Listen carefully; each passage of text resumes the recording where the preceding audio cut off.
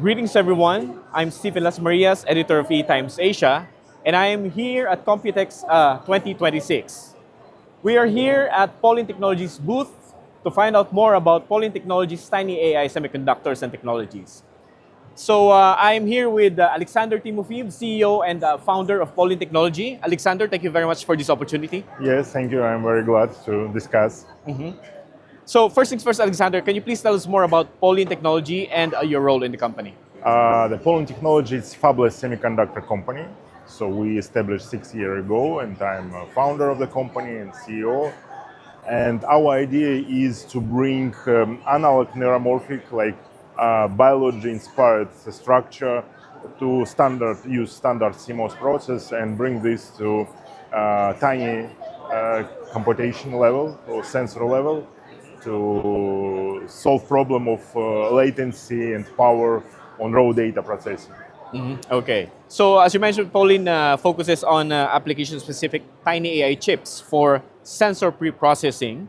So what specific edge AI problems are you trying, or bottlenecks are you trying to solve that conventional MCUs, NPUs, or cloud-based AI architectures struggle with today? So first of all, why it's important? So because if you look for a biological system which is most efficient, so what we can meet, we have a brain and we have a sense. And brain is responsible for decision, sense for raw data processing. In a computing system, we try to bring all raw data to the brain, to the CPU. It's not efficient. And what we do, we take raw data on sensor level, extract feature, reduce 1,000 times data, and then provide for digital system only concentrated pattern, events, or embeddings for decision. And why it's more efficient in analog processing? Because it's a true parallel data processing. It's no sequences, it's no steps, which you always have in a digital system.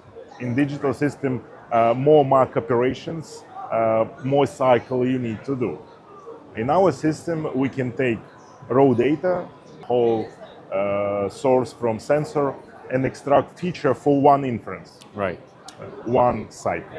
So that is why it's more efficient, why it's important. So we dramatically reduce garbage. So we just take out all noise, all irrelevant data, and transfer to digital only the nutshell. Right. Okay. So how does POLYN position its technology within the broader shift toward the distributed intelligence and real-time sensor-level decision-making? Yeah, that is continue the core idea.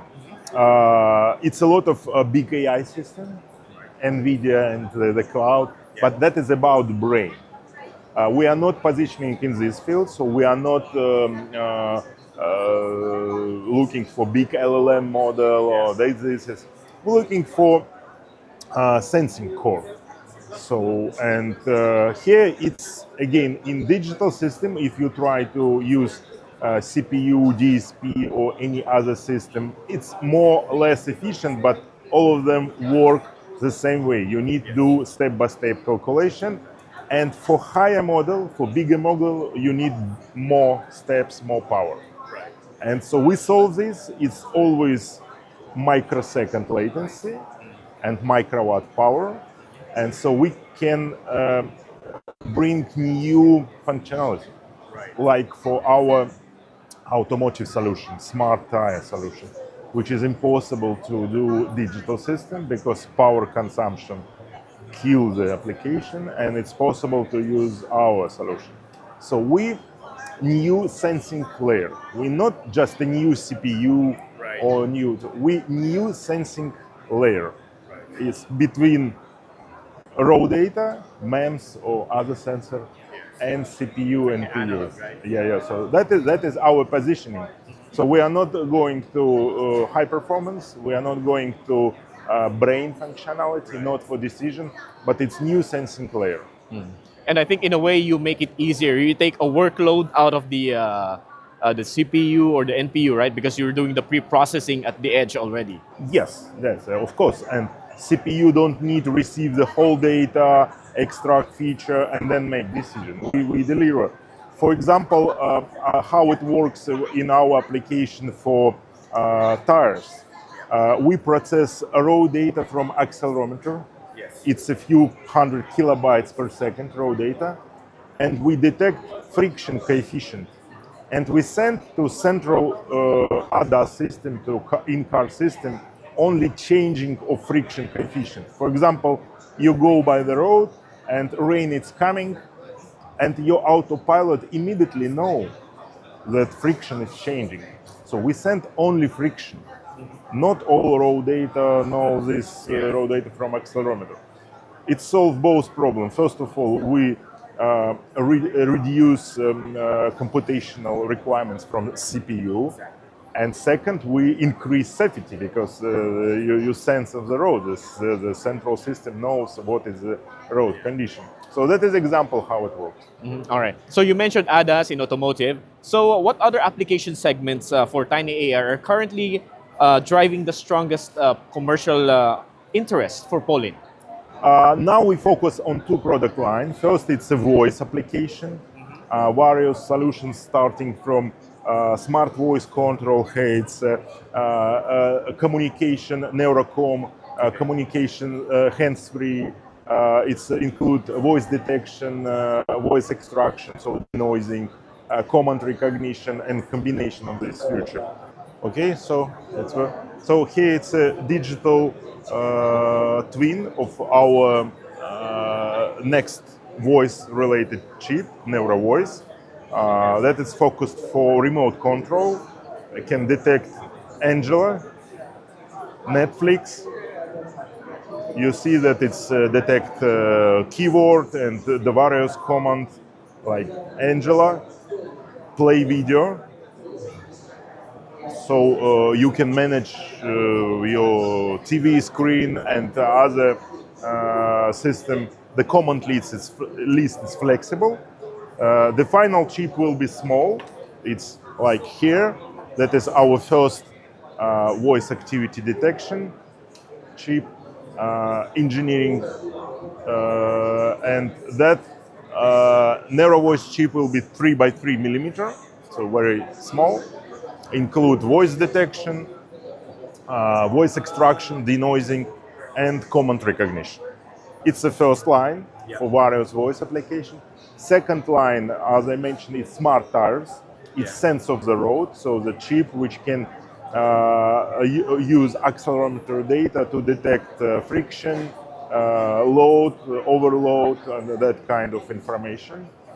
And that is application which we drive now, and we have a lot of customer and interest for this. And also we look for robotics, humanoid robotics, reflex, arc. This is force sensor for robots. For robots, the bottleneck is the latency. Power, it's not so critical, but latency for detect impact, sleeper, it's very important. And also we're looking for battery management system, for battery cell monitoring using acoustic signal. And now it's very important for ultra-fast charging. When you do ultra-fast charging, you need very efficient cell monitoring, always on.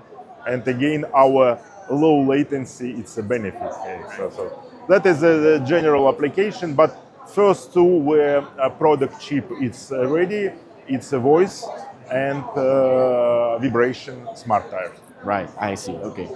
So, Alexander, your technology or architecture emphasizes processing sensor data, right, before transmission or higher level inference. So, how much reduction in bandwidth, latency, or power consumption can customers typically achieve using POLYN's chips? So, in data side, it's a few thousand times reduction. Instead of megabytes, you have a few kilobytes of data. So it's power. It's typically 100 times less than conventional CPUs, and 10 times less compare with specialized ASIC. So if you do super low power ASIC, we still anyway 10 times less. And for latency, it's unprecedentedly low. Our inference time is around 10 microseconds. And what is important, inference time, it's not related to neural net complexity. So it's around 10 microseconds for any type. So it's ultra low latency, microwatt power. We typically below 100 microwatt average. That is. I think that's amazing. Yeah. Alexander, what architecture decisions did POLYN make to optimize your ultra low power AI inference at the sensor? So the core idea, we take digital neural net and we do training together with our partners. So we are not alone, but we work with many partners. But we do training in a digital framework, in standard server, whatever framework. And when this neural model is fully optimized, trained and fully satisfied, we use our own proprietary compiler system to convert this digital model to physical representation. Our chip, it's a physical structure optimized by single neuron. For example, in our voice activity detection chip, we have 546 neuron, not 550. We have exact number what need for this feature. It means we optimize by the single neuron, and that is the way how we achieve the lowest possible power. And second, all these neurons work in analog domain and in through parallel way. It's no sequences, no steps. So it's one time, data propagate through this core like a biological system, and then off. So that is the core idea. Idea sounds simple, but we take 5 years to create the platform to this. But that is how it works. Okay. Alexander, how do you see the competitive landscape evolving between general purpose AI accelerators and the highly specialized application specific tiny AI chips over the next 3 to 5 years? I think the general purpose and like a matrix style accelerator, it's very efficient for big system, LLM and that kind of like brain simulation. There it's efficient, and I think we will see a lot of growth here, and maybe some new architecture we will see. In tiny application, as the edge application, I personally believe that application specific it's more efficient, because when you work on sensor level, you always specialize on exact sensor, microphone or accelerometer. And in this level, general purpose, my personal opinion, it's not so efficient. The application specific, we will meet maybe other ideas, not only as we provide, but I think that will be the more mainstream.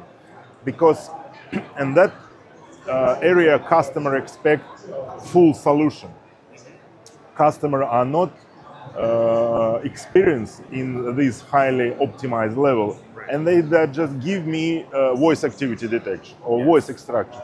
They don't care about how to do this. Just connect the microphone and get the result. So that is so. I think the application focused, it's more efficient and more aligned what customer need. So but again, it's not direct competition here. It's just a two level. But of course, we expect competition in a segment where we are working, specifically in voice processing. Few other companies work, other technologies. But if you don't have competitors, you're doing something wrong. Exactly. Yes. All right. So, what technical challenges still remain in scaling tiny AI deployments across industrial and embedded systems? I think it's not maybe technical. It's more like mental, and the engineers trained to work with digital systems. And it's very complicated if you many decades work in digital system, then somebody come to you and offer analog. So it's a more mental barrier. But what we've seen in past 2 years approximately, more and more customers think this way and ready to discuss. From technical point, I don't see the big barrier. We use standard CMOS 55 nanometer process with no any specific requirements. And that is very mature process, and the most technical problem are solved, and we don't met big technology barrier. So it's a standard semiconductor production. Yeah. Okay. So, looking ahead, Alexander, what are the next major technology milestones for POLYN in terms of process technology, sensor integration, or ecosystem partnerships? We expected two big steps. First, what I tell, the shift in new segment, robots, battery, that will be big achievements and more wide application.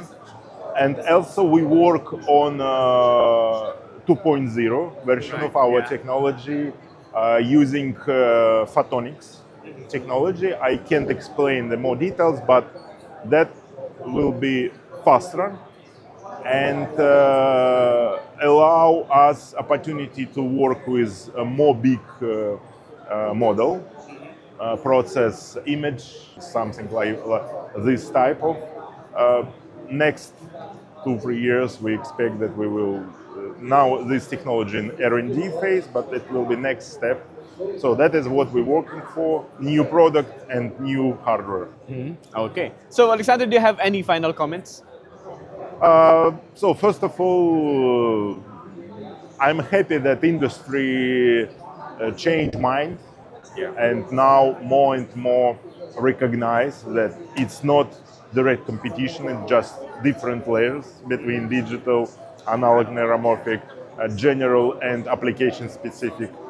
And that is my major comment. So let's look for this not as a competitive field, but like a combination. Combination or supporting layer in a way. All right, great. Again, Alexander, thank you very much for this opportunity. Thank you. I'm happy to discuss. Thank you. Once again, that's Aleksandr Timofeev, CEO and founder of POLYN Technology. I'm Stephen Las Marias. Thank you very much for watching.